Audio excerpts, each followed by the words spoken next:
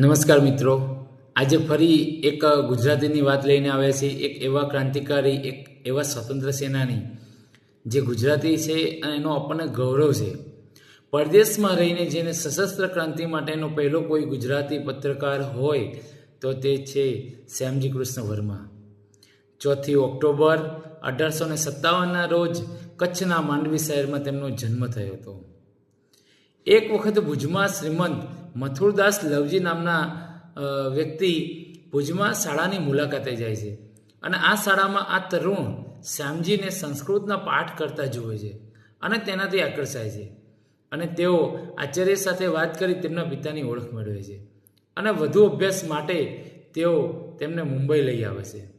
સ્વામી દયાનંદની શિક્ષા અને દીક્ષાથી તેમનામાં ક્રાંતિના બીજ રોપાય છે અને શ્યામજી ભારતીય સંસ્કૃતિના પ્રચાર તરફથી પરદેશમાં જવા માટેની એમને પ્રેરણા મળે છે.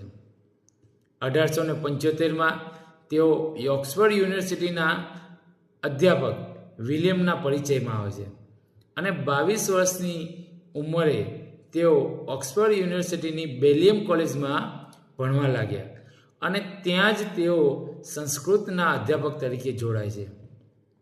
ત્યાર પછી તેઓ ભારત પાછા આવે છે અને ભારત પાસે આવ્યા પછી તેઓ લોકમાન્ય તિલકના સંપર્કમાં આવે છે અને એમના પરિચયમાં આવતા તેમણે લંડનમાં હોમરૂલ લીગની સ્થાપના કરી અને તેના પ્રમુખ બને છે. અમેરિકામાં આવેલું તેમનું ઇન્ડિયા હાઉસ જે પરદેશમાં રહેતા હિન્દી યુવાનો માટે ક્રાંતિ તીર્થ બની જાય છે. આગળ જતાં તેમણે જે સરદારસિંહ રાણા અને મેડમ ભીખાજી કામા એમના સંપર્કમાં તેઓ પેરિસમાં આવે છે અને ત્યાં તેમની સાથે મળી તે વંદે માતરમ અને ઇન્ડિયન સોશિયોલોજિસ્ટ નામના મુખપત્રો બહાર પાડે છે. આવી રીતે શ્યામજી કૃષ્ણ વર્મા આપણી ક્રાંતિકારી પ્રવૃત્તિઓમાં જોડાઈ જાય છે અને તેઓ દેશ માટે કંઈક કરી છૂટવા માગે છે અને 31મી માર્ચ 1931ના રોજ જલાતન એટલે ભારત પાછા ન ફરનાર એવા આ ભારતીય ક્રાંતિકારીના શ્વાસ છૂટી જાય છે અને ભારત માતાની સેવામાં આ ક્રાંતિકારી કાયમ માટે પોઢી જાય છે.